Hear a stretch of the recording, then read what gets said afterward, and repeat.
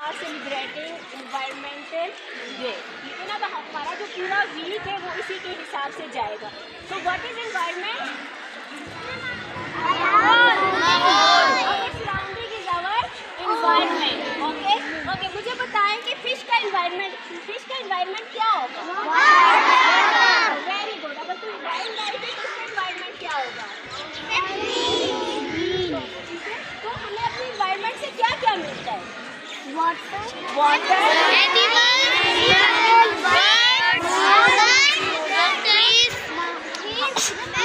Everything जो हम अपनी डेली लाइफ में इस्तेमाल करते हैं, इवन जो हम सांस भी लेते हैं, तो क्या सांस में हम अंदर क्या लेके जाते हैं? ऑक्सीजन कौन प्रोड्यूस करता है? प्लांट्स करते हैं, ठीक है। तो इसका मतलब है कि इन्वायरमेंट में आपके पास जितनी भी चीज़ें रहती हैं वो एक दूसरे के साथ क्या करती हैं? कम्युनिकेट करती है, अब चीज़ें एक्सचेंज करती है। उनके पास जो मटेरियल होता है वो क्या करते हैं? एक दूसरे के साथ शेयर करते हैं, ठीक है ना, शेयर करते हैं, ठीक है। तो हमारा जो इन्वायरमेंट है वो हमारे रहने के लिए अल्लाह ताला ने जो बनाया था वो क्या था? सबसे बेहतरीन था। लेकिन हम इन्वायरमेंट डे क्यों मना रहे हैं? इसकी हमें ज़रूरत क्यों पेश आई? आपको क्या लगता है कि हम क्यों इन्वायरमेंट डे सेलिब्रेट कर रहे हैं? ओनली रेज योर हैंड कि हम इन्वायरमेंट डे क्यों सेलिब्रेट कर रहे हैं?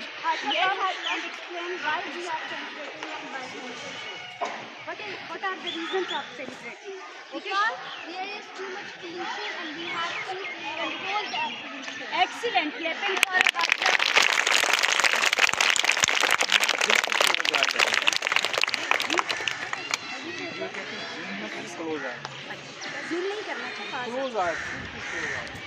ओके, तो जैसे हाजरा ने हमें बताया कि पोल्यूशन की वजह से टू डील विद पोल्यूशन, कि हम उस पोल्यूशन को जो क्रिएट होता है उसको मैनेज करने के लिए हम क्या मना रहे हैं? वर्ल्ड एनवायरनमेंट डे मना रहे हैं, या हम पूरा जो वीक है वो एनवायरनमेंट के नाम कर रहे हैं, ठीक है। So tell me what is pollution?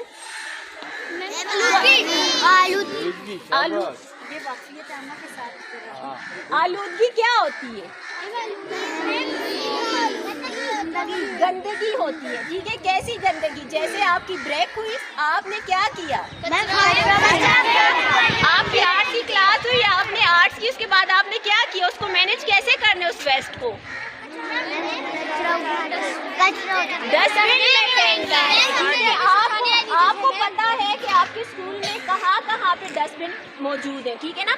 ये तो एक छोटी सी बात है जो हमने क्लास में की या स्कूल से की, लेकिन हम देखते हैं कि एनवायरनमेंट डे हम क्यों सेलिब्रेट करते हैं और वो कौन सी ऐसी पोल्यूशन है जिसकी वजह से हमें ये पूरा वीक जो है वो सेलिब्रेट करना पड़ता है, ठीक है ना। आपको पता है आप ट्रेवल करते हैं किसके थ्रू? कार। और आपकी कार में क्या होता है? पेट्रोल होता है, डीजल होता है। अगर हम सीएनजी की बात करें तो वो फ्रेंडली गैस होती है, ठीक है ना। इसके अलावा जब हमारे घर में कुकिंग होती है, हम पकाते हैं, तो हम क्या करते हैं? हम जो है उसमें क्या करते हैं? हम उसके अंदर जो है जो गैस इस्तेमाल करते हैं, जो मोस्टली जिसको पाकिस्तान में क्योंकि सुई के मुकाम पे वो डिस्कवर हुई थी, हम उसको सुई का नाम देते हैं, सुई गैस का नाम देते हैं, लेकिन वो बनती फॉसिल फ्यूल से है, ठीक है ना। और आप सबको पता है कि फॉसिल फ्यूल्स क्या होते हैं? क्या होते हैं फॉसिल फ्यूल्स? फॉसिल फ्यूल्स क्या होते हैं? थर्ड वालों को पता होगा। If anyone want to give the answer, come here and share the answer with us. Fossil fuels क्या होते हैं? यस, आ जाइए। फॉसिल फ्यूल्स क्या होते हैं? फॉसिल फ्यूल्स के बारे में मैम गैस के अंदर जो होते हैं मैम वो होते हैं मैम, वो थोड़े मैम दूर होते हैं मैम फासले पे होते हैं ma'am. Fossil fuels. Hadiya do you know what is fossil fuels? अगर आपको याद हो, हमने पढ़ा था कि जब लिविंग ऑर्गेनिज्म की डेथ हो जाती है तो उसके बाद उसके ऊपर वाइटल फोर्सेस अप्लाई होती हैं और एट द एंड उनसे क्या बन जाता है? फ्यूल बन जाता है। तो वो फॉसिल्स हम क्यों बोलते हैं? क्योंकि वो डेड रिमेन से बनते हैं। प्लांट्स, एनिमल्स, उनके डेड रिमेन, जैसे हमारे पास कोल होता है या हम पेट्रोलियम या पेट्रोल होता है, डीजल होता है, ठीक है ना। तो जब लिविंग ऑर्गेनिज्म की याद है, मैंने आपको पढ़ाया था, 3 वालों को पता होगा, 3 वालों को पढ़ाया था मैंने, ठीक है। तो उससे हमारे पास जो फ्यूल बनता है वो फॉसिल फ्यूल होता है। तो जब हमारे पास फॉसिल फ्यूल की बर्निंग होती है, हम उसको जलाते हैं, चाहे वो हमारी गाड़ियों में हो, हम ट्रेवल कर रहे हो बाय एरोप्लेन, या हम अपने घर में उसको कुकिंग पर्पस के लिए जला रहे हो, तो हमारे पास अनदर गैस ठीक है। अब जो कार्बन डाइऑक्साइड है वो वैसे भी हम जो है एनवायरनमेंट में भेज रहे होते हैं। कैसे भेज रहे होते हैं carbon dioxide? Yes, carbon dioxide environment में कैसे जाती है? हम ऑक्सीजन का इंटेक करते हैं और एक्सहेल क्या करते हैं? कार्बन डाइऑक्साइड हम वापस, तो ये एक सिस्टम चल रहा होता है, ठीक है ना। लेकिन जब भी एनवायरनमेंट में आपके पास किसी भी चीज़ की, चाहे वो कार्बन डाइऑक्साइड होगी, ऑक्सीजन होगी या कुछ भी होगा, तो उसकी अमाउंट जो अल्लाह ताला ने एक स्पेसिफिक उसकी मिकदार रखी उससे ज़्यादा हो जाएगी तो वो हमारे लिए क्या हो जाएगी? हार्मफुल हो जाएगी। सिमिलरली मैंने आपको बोला कि जितने भी लिविंग ऑर्गेनिज्म सांस लेते हैं तो वो एक्सहेल करते हैं कार्बन डाइऑक्साइड, लेकिन उसकी एमिशन ज़्यादा कैसे होगी? क्योंकि हमारी फैक्ट्रीज में जो भी चीज़ आपके पास, आप जो कपड़े पहनते हैं, जूते पहनते हैं, आपकी जो बुक्स हैं, बैग्स हैं, हमारे पास जितनी भी चीज़ें बनती हैं, आप सबको पता है ना कि वो इंडस्ट्रीज में बनती है, ठीक है। तो इंडस्ट्रीज में क्या होता है, जब ये सारा कुछ बनता है इंडस्ट्रीज से, हमारे ऑटोमोबाइल से, हमारी गाड़ियों से, हमारे जो कुकिंग हम लोग करते हैं तो वो गैस से हम जलाते हैं तो ज़्यादा कार्बन डाइऑक्साइड प्रोड्यूस होती है, ठीक है ना। तो अब जब ज़्यादा कार्बन डाइऑक्साइड प्रोड्यूस होती है तो उसको हमारे इन्वायरमेंट पे इस पर क्या इफेक्ट होते हैं मैं आपको वो बताऊंगी। आप ये देखें, यहाँ पे मैंने आपको बता रहा है ग्रीन हाउस इफेक्ट। अब आपके पास ग्रीन हाउस इफेक्ट क्या होता है? आपको पता है कि सूरज हमें क्या प्रोवाइड करता है? रोशनी और हरारत। हमें लाइट मिलती है और सूरज से हीट मिलती है, ठीक है ना। तो आप ये देखें, आपके पास सूरज है, सूरज आपको क्या कर रहा है? लाइट भी दे रहे हैं और साथ में आपको पता है हीट भी मिलती है। जैसे अभी आप खड़े हैं तो आपको गर्मी लग रही होगी ना, ठीक है, तो हीट भी मिलती है। अब क्या होता है कि जो सन रेज है, यूवी रेज है, ये जब ज़मीन पे आती हैं तो ज़मीन का इनका कुछ जो हिस्सा होता है, प्रोपोर्शन होता है, वो ज़मीन उसको क्या कर लेती है? एब्जॉर्ब कर लेती है, तो ज़मीन गर्म हो जाती है और बाकी जो है वो कुछ वापस क्या चली जाती है? एनवायरनमेंट में। देखो अब ये टकरा रही है तो क्या हो रहा है? वापस जो है वो हमारी स्पेस में जा रही है, वापस सन की तरफ जा रही है, ठीक है ना। लेकिन ग्रीन हाउस इफेक्ट में हमारे पास क्या होता है? अब जब हमारे पास पोल्यूशन होती है, हमारे पास जो ग्रीन हाउस गैसेज है जैसे कार्बन डाइऑक्साइड है या हमारे पास क्लोरोफ्लोरोकार्बन है, ठीक है ना, या हमारे पास मीथेन है या कार्बन मोनोऑक्साइड है, किसी किस्म की भी गैसेज है, वो क्या कर लेती है? ऊपर एक लेयर बना देती हैं। ये आप सबको नजर आ रहा है ना? यहाँ पे भी देखिए, अब ये लेयर बन गई है। अब वो एनर्जी जो ज़मीन पे आ रही थी, जितनी ज़मीन ने एब्जॉर्ब करनी थी वो तो एब्जॉर्ब कर ली, अब जो वापस जा रही है वो इस लेयर की वजह से वापस फिजा में, स्पेस में नहीं जा सकती। तो जब वो नहीं जाती तो हमारा एनवायरनमेंट या हमारा जो टेम्परेचर है हमारी अर्थ का, वो क्या हो जाता है? गर्म हो जाता है। और इस प्रोसेस को हम क्या बोलते हैं? ग्रीन हाउस इफेक्ट बोलते हैं। समझ आई? क्लियर हुआ कि ये जहाँ यहाँ पे ये देखो, हमारे पास जो गैसेस की लेयर है उसकी वजह से जो एनर्जी जो रेज है जिन्होंने वापस जाना था ज़मीन के पास के साथ टकराने के बाद ऊपर वापस जाना था, अब वो ऊपर वापस नहीं जा सकती, वो हमारे ही इन्वायरमेंट में रहती है, तो जिसकी वजह से गर्मी होती है और पोल्यूशन होती है, ठीक है ना। नेक्स्ट हमारे पास है कि आपको अब ये देखो, आपको पोल्यूशन में आपको बताया हुआ है कि आपकी पोल्यूशन की वजह से यहाँ पे जब आपके पास इंडस्ट्रीज नहीं थी, किसी किस्म की कोई पोल्यूशन भी नहीं थी, तो आप देखें आपके पास अर्थ का कितना हैप्पी फेस है। यहाँ पे दरख्त भी हैं, दरख्त भी हैं, परिंदे भी हैं, जानवर भी हैं। लेकिन जब आपके पास इंडस्ट्रीज बनी, आपके पास क्या हुआ कि हम लोगों ने, हमारे पास ऑटोमोबाइल्स आए, सारा कुछ आया, तो अब आप देखें आपको यहाँ पे इस तरफ आलूदगी जो है वो नज़र आ रही है, ठीक है ना। सेकंड हमारे पास है ग्लोबल वार्मिंग। अब ग्लोबल वार्मिंग क्या होता है? यही जो हमारे पास ग्रीन हाउस इफेक्ट होता है कि मैंने आपको बोला कि सन रेज जो है वो वापस ऊपर वापस नहीं जाती, इसकी वजह से हमारे पास ग्लोबल वार्मिंग आता है। अब ग्लोबल वार्मिंग हम किसको कहते हैं? कि जो हमारी ज़मीन का दर्जा हरारत है, टेम्परेचर है ना, वो दिन ब दिन क्या हो रहा है? ज़्यादा होता जा रहा है, ठीक है ना। और इसकी वजह से अगर हम पाकिस्तान को देखें कि हम पाकिस्तान में रहते हैं ना, तो पाकिस्तान, इसकी वजह से पाकिस्तान दुनिया का चौथे नंबर पे आ रहा है, जो ग्लोबल वार्मिंग की वजह से क्या हो रहा है? इफेक्ट हो रहा है, ठीक है ना। तो आप देखें जैसे अभी रिसेंटली पाकिस्तान में क्या आया था?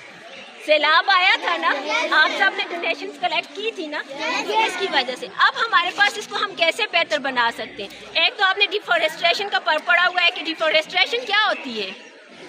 डिफॉरेस्ट्रेशन क्या होती है? चलें जी, डिफॉरेस्ट्रेशन क्या होती है? दरख्तों की कटाई, ठीक है। तो जो कार्बन डाइऑक्साइड होता है, कार्बन डाइऑक्साइड आपको पता है कि प्लांट्स उसको कौन से प्रोसेस में यूज़ करते हैं? अपने लिए क्या बनाते हैं, वन वालों को पता होगा, खुराक अपने लिए खुराक बनाते हैं। तो जब हम दरख्त काट लेते हैं, कार्बन डाइऑक्साइड को भी ज़्यादा कर लेते हैं, तो उसके हमारे पास क्या नुकसानात होते हैं। हमारे पास एक तो यही पोल्यूशन, हमारे पास जो एयर पोल्यूशन है वो ज़्यादा होती है।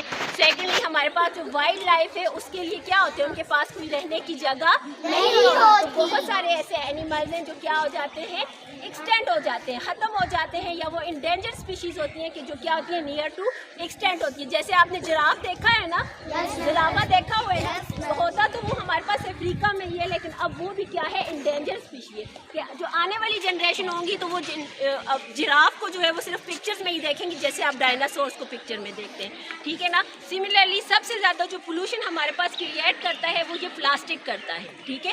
प्लास्टिक जो है वो हमारे पास कुदरती तौर पे अल्लाह ताला ने नहीं बनाया, वो इंसानों ने खुद बनाया। तो जो चीज़ अल्लाह ताला बनाते हैं ना, तो अल्लाह ताला ने उसको ख़त्म करने का एक निज़ाम भी बनाया होता है, ठीक है।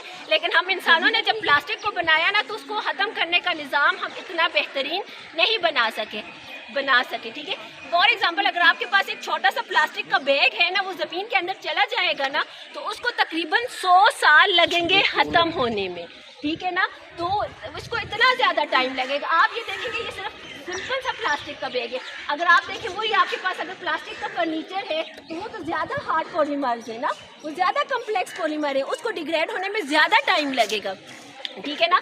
तो हमने कोशिश ये करनी है ज़्यादा से ज़्यादा दरख्त उगाने हैं अपने इन्वायरमेंट को बचाने के लिए। हमारी जो वाटर बॉडीज़ है हमने उनको पोल्यूशन से बचाना है, प्लास्टिक के बैग्स उसमें नहीं फेंकने, और जो प्लास्टिक है उसका हमने कम से कम इस्तेमाल करना है। ये रैपर, ठीक है ना, आप लोग जो बार बार जो लेके इधर उधर फेंक रहे होते हैं, ठीक है ना, अगर हम इसको डिग्रेड भी करते हैं, फॉर एग्जांपल अगर हम इसको जलाते भी हैं तो उससे जो है जहरीली गैसें हमारे इन्वायरमेंट में जाती हैं। तो ये सारा कुछ जो है वो हमारे पास क्या करता है, पोल्यूशन क्रिएट करता है। और कल अब आप लोग बताओगे मज़ीद इसको कि हम लोगों के पास कौन कौन सी पोल्यूशन की टाइप होती हैं और हम इस पोल्यूशन को कैसे कम कर सकते हैं। और ये सारे सोल्यूशन आपने बताने हैं। जितना आज मैम ने आपको बताया है ना, वो सारा कल पूछेंगे सर क्वेश्चंस की सूरत।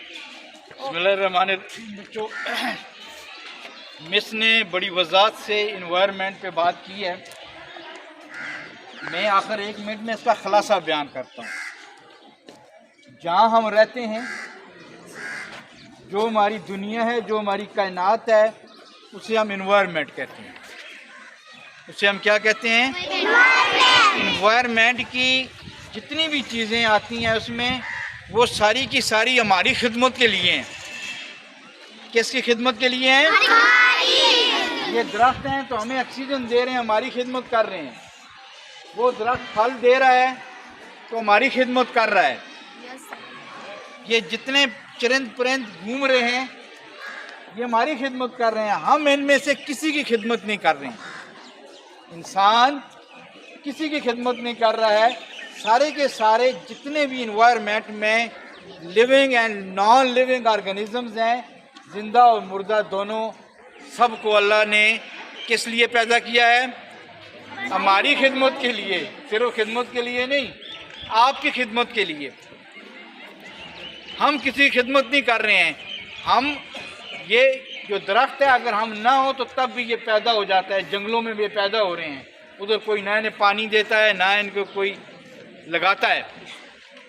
लेकिन अगर ये ना हो ना, हमारे बगैर ये हो जाएंगे, हम इनके बगैर ज़िंदा नहीं रह सकते। इसलिए हमारे गिरदो पेश में जितनी भी इन्वायरमेंट होती है उसमें लिविंग और नॉन लिविंग सारी चीज़ों का ख्याल रखना, उनकी एहतियात करना, उनको ग्रो करने का मौका देना, ये हम सब का फ़र्ज़ है। और आखिरी फ़र्ज़ ये है कि हम अपनी इन्वायरमेंट को साफ़ रखें।